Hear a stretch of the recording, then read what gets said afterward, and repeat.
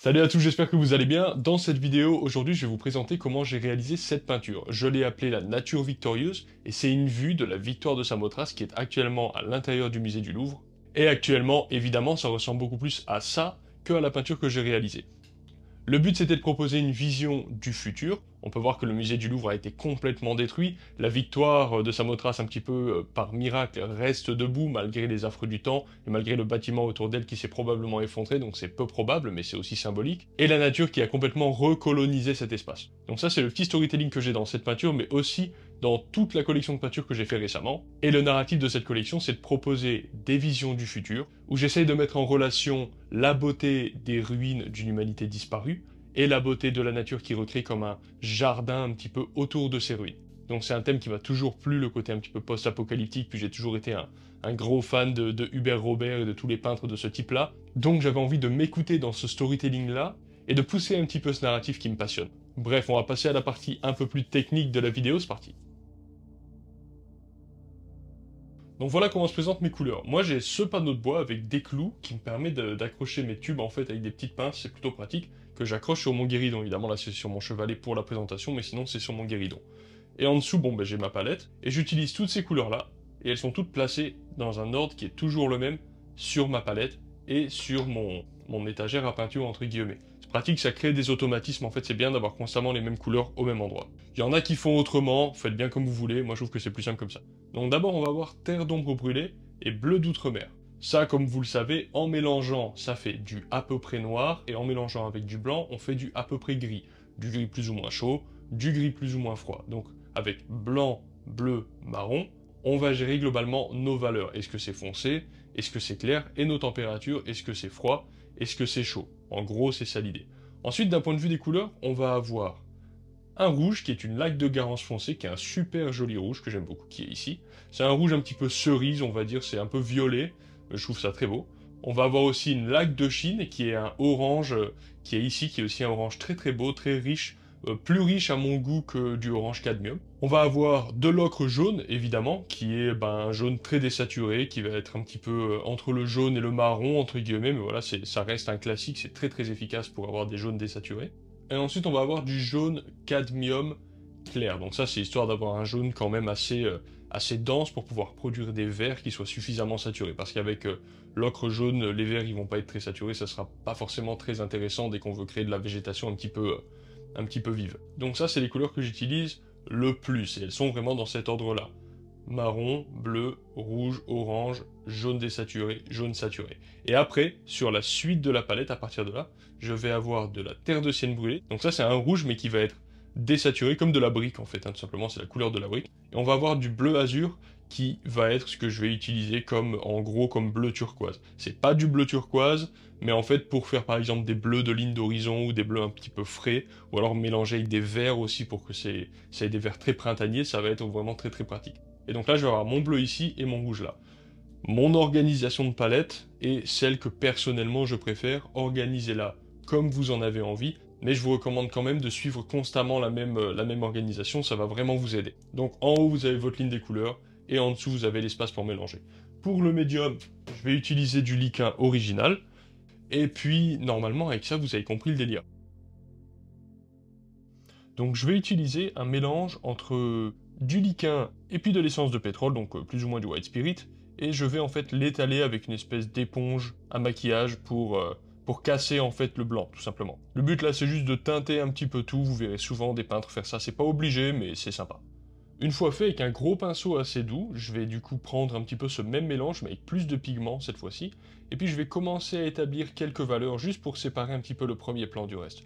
Je vais pas faire une grisaille complète, parce que ça serait beaucoup de temps alors que je pourrais tout simplement commencer avec la couleur, mais disons que ça aide à se mettre un petit peu dans le bain, à s'immerger dans la peinture, et puis avoir une base foncée pour les zones foncées, c'est quand même plus facile après. Donc là, disons que pour une première séance, j'essaye de repérer un petit peu les zones à l'ombre, les zones à la lumière, ce genre de choses, de me mettre un petit peu dans le bain. Et l'avantage c'est que vu que j'utilise du liquin et de l'essence de pétrole, ça va sécher extrêmement vite, donc dès demain je peux y revenir. On peut voir sur le mur à gauche que le gros pan de mur en fait à gauche de la statue, que en fait j'ai pas peint jusqu'en haut par rapport à mon dessin, mais c'est parce que j'ai considéré finalement à la peinture que j'avais envie de de raccourcir la hauteur du mur en fait. Donc à n'importe quel moment du processus de création, je me permets toujours de rajouter, d'enlever, de modifier un petit peu ma composition, ce genre de choses, si j'en ressens le besoin à l'instant T. Parce que on a beau préparer nos designs, etc., c'est jamais pareil quand on est devant la toile, et moi j'aime bien me garder la liberté de changer d'avis quand j'en ai envie. Donc j'ai été un gros flemmard parce qu'à la base en fait je voulais faire aussi un petit peu des valeurs sur la statue, et finalement je me suis dit laisse tomber, commence directement par le ciel. De toute façon, autant commencer par les bonnes couleurs au lieu de galérer après à devoir tout refaire. Donc avec un pinceau plat doux de chez Isle of Art. Isle of Art c'est vraiment pas mal, hein. C'est la marque de la boutique Le Géant des Beaux-Arts, et ils sont vraiment très très bien leurs pinceaux. Et leurs pinceaux doux synthétiques sont vraiment, vraiment top. Tout à l'heure on parlait de deux bleus différents, donc là on peut voir que dans le ciel je vais faire un dégradé, en ayant dans mon mélange vers le haut du ciel plus de bleu outre-mer, et au fur et à mesure que je descends, je vais mettre plus de bleu azur, pour donner en fait un côté frais au fur et à mesure qu'on se rapproche de la ligne d'horizon. Une fois que j'ai fait mon aplat de bleu en fait dans le ciel, maintenant ce que je vais faire c'est qu'avec un sopalin, je vais venir sculpter mes nuages. Mais du coup je vais simplement venir enlever en fait les zones que j'ai envie de voir blanches, juste parce que si je mettais directement de la peinture, ça se mélangerait avec le bleu et très vite il y aurait trop de matière et c'est pas ça que j'ai envie de faire. Donc avant de rajouter de la peinture pour les nuages, je vais d'abord les dessiner en quelque sorte en enlevant la couche de bleu précédente que j'avais fait. Faut pas hésiter à travailler par soustraction des fois, ou si vous voyez que vous commencez à patauger un petit peu dans la sauce, parce que en peinture à l'huile des fois on patauge vite dans la mare, n'hésitez pas juste à tout simplement enlever, enlever un morceau de peinture et puis le refaire, quoi. Ça va tout aussi vite souvent. Et maintenant, une fois que je sais à peu près où est-ce que j'ai envie de mettre mes nuages, je vais pouvoir venir avec une couleur qui va être un petit peu plus violacée. On peut voir que là, ce que j'applique, c'est plus la partie qui est sous les nuages, qui reçoit moins de lumière et qui fait pas partie du ciel à proprement parler. Mais le but, c'est de garder des valeurs vraiment compressées. On peut voir que ce que je suis en train d'appliquer, c'est pas beaucoup plus foncé ou pas beaucoup plus clair que le fond. On change simplement de température, on a quelque chose de légèrement plus chaud, légèrement plus violacé, mais c'est vraiment quelque chose de subtil. J'ai pas envie d'avoir un ciel trop contrasté, avec des valeurs irréalistes. En fait, j'ai envie de garder un ciel assez compressé dans l'éclair, de sorte à ce que lorsque je fasse la peinture après, on ait vraiment cette sensation de distance entre le troisième plan, le second plan, le premier plan, etc. Maintenant, avec un pinceau plus petit, et celui-ci pour le coup c'est une imitation soie de cochon, donc c'est beaucoup plus raide comme poil, mais c'est vraiment très intéressant, ça permet de beaucoup plus jouer avec la matière en fait que les pinceaux doux. Et bien je vais pouvoir commencer à revenir redessiner, en fait repeindre en quelque sorte mes nuages. Donc là on va être vraiment sur des changements de température extrêmement légers, donc il faut vraiment y aller doucement lorsque vous commencez à appliquer dans vos mélanges des couleurs. En fait si vous appliquez un petit peu de orange ou de rouge ou de terre de sienne et tout, il faut vraiment y aller tout doux parce que très très vite en fait la couleur elle prend le dessus et on risque de se retrouver avec un ciel qui est trop chromatique en fait, et ça on veut éviter pour garder en fait cette notion de perspective atmosphérique. Il faut que le fond soit pas trop coloré. Donc qu'on ait des bleus qui soient assez intenses, c'est pas choquant parce que ça représente une belle journée bien ensoleillée avec un beau ciel. Par contre il faut pas commencer à rajouter des jaunes, des rouges, des violets trop puissants, etc. Sinon on va aplatir la peinture en fait en rapprochant trop le troisième plan. Donc maintenant, petit à petit, je me rapproche. On peut voir que en bas, à gauche de la peinture, j'ai commencé à faire quelques arbres de distance. En haut, à droite également, juste derrière la statue. Et donc au fur et à mesure que je me rapproche, je vais avoir des valeurs qui vont être de plus en plus foncées. Et là, ce que je suis en train de faire, c'est des plantes, c'est de la végétation qui va être quasiment sur le premier plan. Un truc que j'aime beaucoup faire quand je fais des environnements comme ça qui sortent au moins en bonne partie de mon imagination, ça va être de faire les plantes assez tôt. Et je fais les plantes assez tôt parce que souvent les plantes sont les objets les plus foncés de l'illustration. Le vert des plantes, le vert des arbres, le vert un petit peu marron des arbres, etc. C'est souvent des objets qui ont une couleur locale foncée quand on compare avec le reste de la nature. Donc les mettre pas trop tard, ça permet d'avoir en fait un témoin en quelque sorte des valeurs les plus foncées qu'on va pouvoir appliquer. Alors maintenant je vais m'atteler à la statue. Et on voit que je tâtonne un petit peu l'approche que je vais utiliser. Au début, j'essaye de voir si je fais pas une petite grisaille. Petit à petit, je commence à trouver un petit peu plus mes températures. Là, par exemple, je pense que c'est trop chaud ce que j'ai fait, donc je fais un mélange avec plus de blanc, plus de bleu, moins de marron. Et on peut voir aussi à ce moment-là que je me dis, tiens, je vais juste tout peindre de façon très littérale en recopiant ma référence, tout petit morceau par tout petit morceau en opacité. Ça, c'est ce que je me dis. Et finalement, je change complètement d'avis et puis je décide de tout badigeonner avec un espèce de gris qui va simplement me permettre de commencer à y voir un petit peu plus clair en matière de valeur. Et c'est vrai que commencer avec une valeur intermédiaire, ça veut dire assez foncé mais pas trop foncé, ça va permettre de pouvoir peindre plus foncé mais aussi plus clair. Donc on va pouvoir aller dans les deux directions. Ça c'est un truc c'est un truc qui est vraiment très très pratique en fait. C'est pour ça que souvent on commence pas du blanc pur, ni du noir, on commence plutôt avec une couleur relativement claire, mais quand même avec une tonalité intermédiaire, c'est souvent le cas. Bref, si je vous raconte tous ces petits détails qui paraissent insignifiants et pas très importants, c'est pour vous montrer en fait que chercher la bonne façon, la bonne approche au moment précis, c'est toujours ça qu'un peintre fait, même si vous entendez parler des peintres beaucoup plus expérimentés comme Andrew Tischler ou Renato Micilo ou d'autres. La plupart du temps, ces peintres-là disent qu'ils ont constamment l'impression de faire du bricolage, ils ont constamment l'impression d'essayer de trouver la bonne technique au bon moment, etc. Il n'y a pas une recette toute faite, toute figée. C'est pour ça que c'est important d'apprendre les quelques trucs qui sont tout faits, tout figés, comme par exemple les fondamentaux artistiques, la perspective, l'anatomie, etc. Ça, c'est des choses qui sont pas, on va dire, dépendants de notre interprétation, c'est juste la connaissance de la réalité des choses.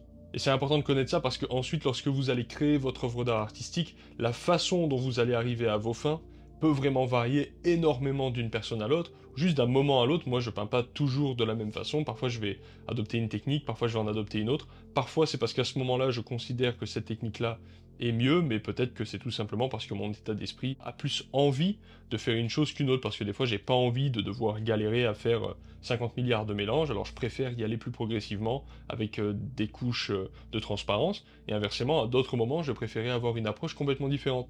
Donc ce qui est important, c'est de bien comprendre les fondamentaux, d'arriver à faire une illustration qui est cohérente par rapport à ce que vous avez envie de faire, mais la façon dont vous exprimez cette cohérence, ça vous appartient complètement. Donc il faut essayer de faire attention avec les discours du type il faut à tout prix faire de la pâte opaque parce que la peinture c'est ça, il faut à tout prix faire des glacis parce que la peinture c'est ça. Il n'y a pas de la peinture c'est ça, la peinture à l'huile, la force de la peinture à l'huile justement, c'est qu'on peut vraiment faire mille et une techniques avec celle-ci, et le choix de la technique employée à un instant T, c'est votre décision artistique. Faites ce qui vous plaît le plus, ce avec quoi vous vous sentez le plus en adéquation en fait en matière de technique. Moi par exemple, j'aime pas du tout peindre au couteau, j'ai essayé quelques fois, suffisamment pour savoir que j'aimais pas, et donc je me sers pas du couteau. Mais ça, c'est pas parce qu'il faut pas servir du couteau, c'est très bien le couteau. Ça dépend simplement de ce que vous avez envie de faire en fait, tout simplement. On peut tout à fait faire une illustration hyper réaliste au couteau, ou une illustration pas du tout réaliste en faisant plein de petits détails partout. C'est pas le processus qui détermine le réalisme de l'œuvre finale, ou le choix des couleurs, ou sa pertinence en fait. Le processus, ça va simplement donner en fait une patine. Il va y avoir différents types de patines. Les glacis vont donner une patine, le couteau va donner une autre patine. On va avoir des gens qui vont peindre avec beaucoup de pinceaux en éventail, ça va donner une patine aussi très intéressante. Voilà, donc il y a mille et une patines autorisées, c'est à vous de trouver un petit peu la vôtre. Donc pour revenir un tout petit peu à ma peinture, du coup ce que j'ai fait là, par-dessus le glacier un peu général que j'avais placé, c'est que j'ai placé un peu des zones de foncé. Donc ça va être des zones d'ombre d'occlusion principalement, et puis des zones de recoin où la lumière sort pas vraiment. Un truc qui est intéressant, c'est qu'on peut voir que les zones de foncé au bas de la statue que j'ai fait sont plutôt chaudes, alors que les zones de foncé en haut de la statue que j'ai commencé à faire sont plutôt gris froid. Ce genre de choses, en fait, ça permet de mettre des variations tout au long d'un motif, en fait. Donc, d'un côté, on va avoir des ombres un peu chaudes, de l'autre côté, on va avoir des ombres un petit peu froides, etc. Et ça va apporter de la richesse au motif. Maintenant, ce que je vais faire, pour augmenter le rendu de mon motif, c'est que je vais commencer à ajouter du blanc. Donc, je vais ajouter du blanc, que je vais diluer, qui va être en fait du gris, hein, finalement. Mais que surtout, je vais appliquer, on va dire... je vais l'appliquer doucement, et puis je vais l'étaler éventuellement avec un autre pinceau, ou alors avec le même pinceau, de sorte à vraiment faire des dégradés, un petit peu comme si j'utilisais du crayon. Donc ça, hein, comme je disais tout à l'heure, c'est moi qui apprécie ce processus. Si vous avez envie de faire autrement, vous pouvez. Donc en gros, ce que je vais faire, c'est que je vais avoir un blanc qui va être trop clair, mais en l'étalant, je vais réussir à avoir la valeur que j'ai envie d'avoir. Et le fait d'étaler le blanc comme ça va donner en fait un rendu qui va permettre à la peinture d'être quand même assez jolie, même de près. C'est quand même un rendu qui est assez détaillé, disons. Donc pour le moment, on est vraiment dans une étape de construction des volumes, de construction des modelés, qui se voit en plusieurs couches en fait. Donc pour le moment, il n'y a pas une différence flagrante entre la zone à la lumière et la zone à l'ombre. Mais quand on travaille de façon indirecte comme ça, c'est des choses qu'on sait, et on sait en fait que ce qu'on est en train de faire là, on le fait parce que plus tard on va faire une autre action, par exemple un glacis ou autre, qui va nous permettre en fait de remarquer cette différenciation. Donc on peut tout à fait éclaircir trop une valeur dans une zone d'ombre, en sachant que plus tard on va la refoncer grâce à un procédé d'une sorte ou d'une autre, aucune importance. On peut travailler par anticipation. Donc maintenant que c'est sec, je vais justement pouvoir appliquer des valeurs de nouveau plus foncées là-dessus, et transparentes. Et ce qui est intéressant, c'est que tout ce que j'ai fait hier en matière de variation, ça va rester. Donc de nouveau, on va voir que vers le bas, je vais appliquer une valeur plutôt chaude, en fait. C'est normal, en fait, que la valeur soit plutôt chaude, parce que ça va représenter la lumière qui réfléchit sur le mur qui est à côté, sur les plantes, sur la roche qui est au sol, etc. Plus on va se rapprocher du sol, plus les ombres, en général, vont être chaudes, dépendant de leur inclinaison, etc. Et plus on va avoir des ombres qui vont être, on va dire, plus entourées par une lumière bleue, celle du ciel, et plus on commencera à avoir des ombres qui vont être froides. Donc le but, c'est de comprendre un petit peu comment, en fait, les ombres réfléchissent la température des couleurs environnantes, et ensuite de jouer avec ça, et puis parfois de s'amuser à pousser un petit peu le contraste. Par exemple, sur l'aile à droite de la statue, elle est à l'ombre, on voit que le plan est orienté vers le bas, il va y avoir donc des lumières réfléchies qui reviennent du sol en fait, et donc qui vont être chaudes parce que la lumière va taper sur une roche qui va être chaude. Donc ça, je vais pousser un petit peu le trait en ayant en fait une température dans l'aile à droite qui va être peut-être un peu trop marron, peut-être un petit peu trop saturé. Mais tous ces petits détails en fait, si vous voulez, ça permet de jouer autour du réalisme en quelque sorte. On connaît les principes fondamentaux qui font qu'une illustration peut être réaliste, et avec ces principes-là, on va prendre un certain nombre de petites libertés, de petites subtilités quelque part, qui vont donner petit à petit ce qu'on appelle le style, etc. Alors là, je vais peindre un petit peu les murs, et d'un point de vue des valeurs, on va garder en tête en gros deux choses. On va garder en tête que la partie qui est à la lumière, elle doit être plus claire que le bleu du ciel. Et la partie qui est à l'ombre doit être plus foncée que le bleu du ciel. Et là, il va falloir faire très attention de ne pas aller trop loin dans ce plus clair et plus foncé, parce que si on va trop loin, on va avoir des foncés trop foncés, ou des clairs trop clairs, ou les deux. Et dans ce cas de figure précis, ça risque d'attirer trop l'attention et d'alourdir le motif, et de voler la vedette à la statue en fait. Il faut se rappeler un truc, c'est que là, le point focal, à l'évidence, c'est la statue, et pour générer un point focal puissant, il va falloir avoir des foncés très foncés et des clairs très clairs sur ce point focal-ci. Avec des variations nettes, etc. Il y a aussi d'autres aspects qui permettent en fait de générer un point focal puissant, mais jouer sur les valeurs en insistant, en contrastant, on va dire, une zone bien précise, c'est une façon très efficace d'avoir un point focal. Ce qui signifie que, de sorte à ce que le mur qui est derrière la statue ne soit pas perçu comme un point focal et donc ne rentre pas en compétition avec la statue à la fin, il va falloir que je fasse l'inverse de ce que je ferais sur un point focal. Donc je vais peindre des foncés qui sont pas trop foncés, et des clairs qui sont pas trop clairs. En l'occurrence là c'est quand même bien clair, mais disons que vu que c'est très lumineux, c'est plutôt logique que ce soit très clair. Même si au final les clairs les plus clairs seront sur la statue, on a quand même des clairs assez clairs sur le mur. Mais ce qui était important surtout, c'est de ne pas aller trop foncé dans les zones d'ombre. Et vous allez voir aussi que dans les zones d'ombre, je vais rajouter des bleus qui vont être des bleus frais, qui vont vraiment donner cette sensation de distance entre le mur et la statue, créer cette sensation de perspective atmosphérique, et donner en fait au mur un petit peu comme si vraiment il faisait partie du fond. Peu importe la quantité de détails que je vais rajouter à la fin, etc., tant que je respecte un petit peu cette hiérarchisation des valeurs, je ne devrais pas avoir trop de soucis. Après, je détaillerai quand même plus la statue que le mur, mais dans l'idée, détail ou pas, tant que les valeurs sont bien compressées comparativement à un autre endroit où ce sera très contrasté, vous allez pouvoir en fait gérer des points focaux différents assez facilement en principe. Donc là on commence à avoir une statue qui est intéressante, et je vais commencer à rajouter des températures qui vont exagérer un petit peu l'intérêt qu'il va y avoir sur la statue. Donc en gros c'est simple, tout ce qui va être orienté vers le bas, les zones d'ombre qui sont orientées en direction du bas, c'est-à-dire qu'ils reçoivent une lumière réfléchie qui arrive du sol, je vais les réchauffer un petit peu. Et toutes les zones d'ombre qui sont orientées vers le haut, ça veut dire qu'ils reçoivent une lumière ambiante qui vient du ciel, je vais les peindre légèrement bleus. Et ce phénomène de changement de température des ombres en vue de ce qui réfléchit la lumière, en fait, c'est un phénomène complètement réel qu'on observe partout dans la réalité, pour un peu qu'on sache observer un petit peu, mais quand on fait de la peinture, on peut l'accentuer un petit peu pour donner un petit peu plus de vie, un peu plus de contraste. Finalement, à notre illustration, c'est vraiment très joli de faire ça. Donc en fait, on a souvent l'impression, quand on commence à peindre et tout, que toutes les zones d'ombre doivent être bleues, parce qu'effectivement, ça fonctionne de faire des zones d'ombre froides en général, mais c'est pas du tout le cas tout le temps, et en fait, au contraire, il va falloir gérer en fait des variations de température dans les ombres, ça va rajouter beaucoup plus de vie.